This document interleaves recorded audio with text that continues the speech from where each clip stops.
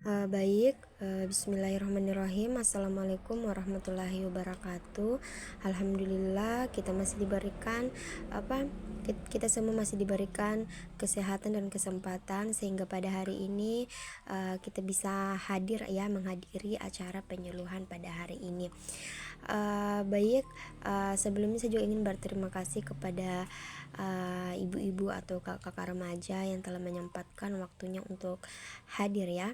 Di sini saya akan sedikit menjelaskan atau memberikan edukasi tentang risiko dan pola penularan HIV pada masyarakat ya. Jadi saya akan menjelaskan faktor risiko dan pola penularan HIV pada masyarakat. Nah, sebelumnya saya juga ingin memperkenalkan diri dulu. Perkenalkan, nama saya Nurainunisah AR ya. Itu tadi ya, HIV. Mungkin HIV sudah sering kita dengar, tapi kita belum tahu pasti apa itu HIV. Nah, HIV merupakan virus yang menyerang sistem kekebalan tubuh sehingga tubuh kehilangan kemampuan melawan infeksi. Penyebarannya di masyarakat dipengaruhi oleh berbagai faktor perilaku, sosial, dan lingkungan. Terus juga mengikuti pola penularan yang spesifik dan memahami faktor risiko dan pola penularan sangat penting untuk menyusun strategi pencegahan yang tepat sasaran. Selanjutnya ini ada faktor risiko penularan HIV. Nah, faktor risiko adalah kondisi atau perilaku yang meningkatkan kemungkinan seseorang tertular virus HIV. Nah, ini bisa dikelompokkan menjadi 4 kategori ya. Ini sebagai contoh, yang pertama itu faktor perilaku. Nah, faktor perilaku ini adalah faktor yang paling dominan karena yang pertama itu ada hubungan seksual tanpa pengaman. Nah, ini menyebabkan kurang lebih 85% kasus baru. Nah, ini sangat tinggi ya karena sudah 85%. Nah, risiko lebih tinggi pada hubungan seks anal. Nah, dinding saluran lebih tipis dan mudah luka dibandingkan vagina. Terus juga yang kedua itu sering bergonta-ganti pasangan seksual. Nah, semakin banyak pasangan, semakin besar peluang bertemu dengan orang yang terinfeksi. Nah, selanjutnya juga itu ada memiliki infeksi menular seksual atau IMS lain. Nah, itu bisa berupa luka atau peradangan akibat sifilis, gonore atau klamidia menjadi pintu masuk virus lebih mudah. Terus apalagi ya, penggunaan jarum suntik ya secara bergantian. Nah, risiko tertular sangat tinggi karena darah yang mengandung virus langsung masuk ke aliran darah langsung masuk ke aliran darah. Nah, selanjutnya itu tidak mau melakukan tes dini. Nah, ketidaktahuan akan status membuat seseorang tetap melakukan perilaku berisiko dan tanpa sadar bisa menularkan ke orang lain, dan ini sangat berbahaya ya. Terus juga yang kedua itu ada di faktor sosial dan ekonomi. Nah, karena rendahnya pengetahuan dan informasi, ini banyak masyarakat masih percaya mitos keliru sehingga tidak menerapkan cara perlindungan yang benar. Terus juga itu stigma dan diskriminasi ya. Ketakutan dikucilkan membuat orang enggan memeriksakan diri atau mengungkapkan statusnya. Terus juga ini ada kemiskinan dan keterbatasan akses. Ini kenapa? Karena sulit mendapatkan layanan kesehatan, kondom atau informasi yang benar. Terus yang selanjutnya juga itu ada mobilitas penduduk yang tinggi. Nah, seperti ini contohnya ya, misalkan pekerja migran, pelaut atau pedagang yang sering berpindah tempat cenderung memiliki risiko yang lebih tinggi. Nah, terus selanjutnya itu ada di faktor biologis dan medis. Nah, tingkat beban virus atau viral load, semakin tinggi jumlah virus dalam darah, semakin besar risiko penularan. Nah, pengobatan ARV dapat menekan virus sehingga tidak menularkannya lagi.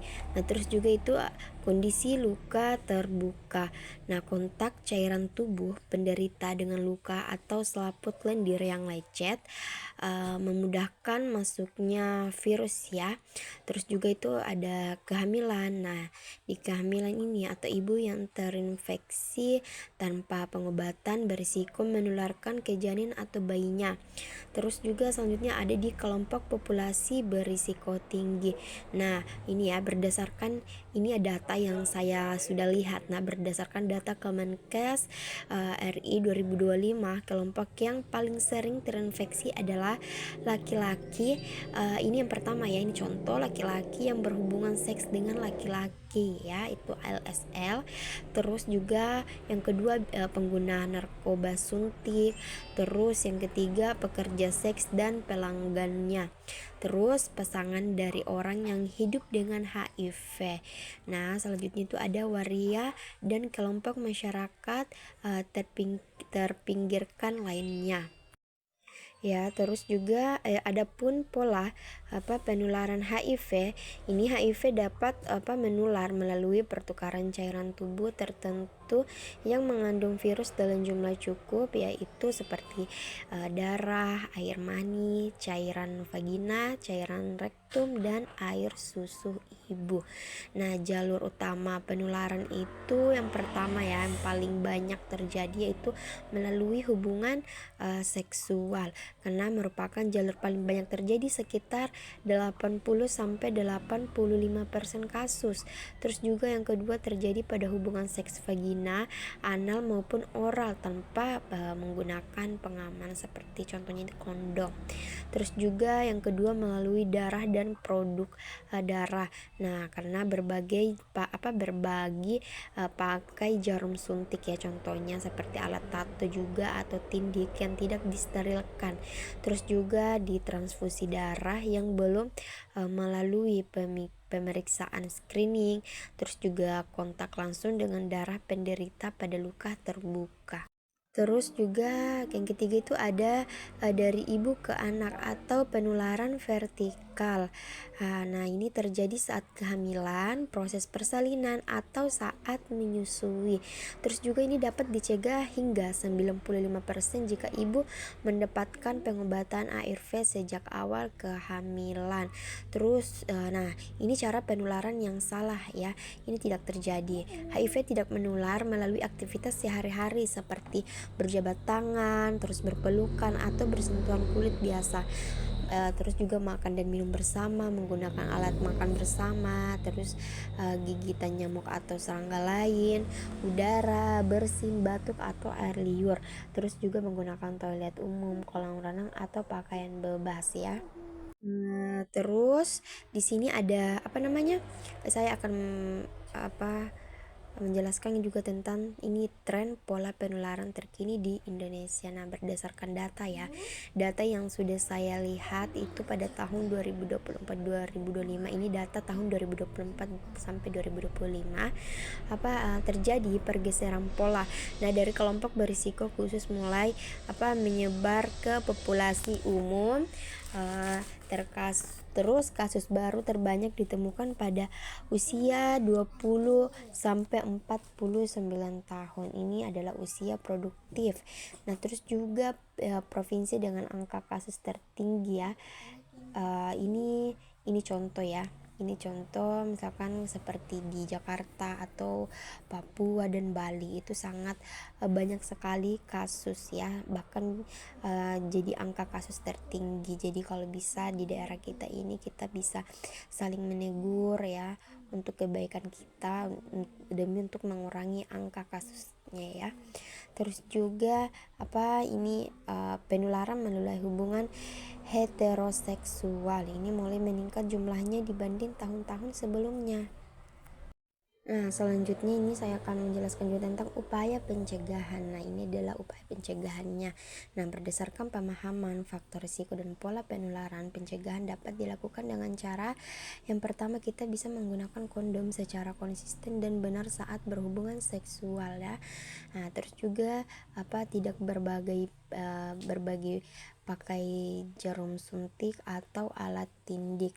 Terus juga yang ketiga, melakukan tes HIV secara rutin untuk mengetahui status kesehatan. Terus juga mengonsumsi obat ARV jika terinfeksi agar virus tertekan dan tidak menularkan.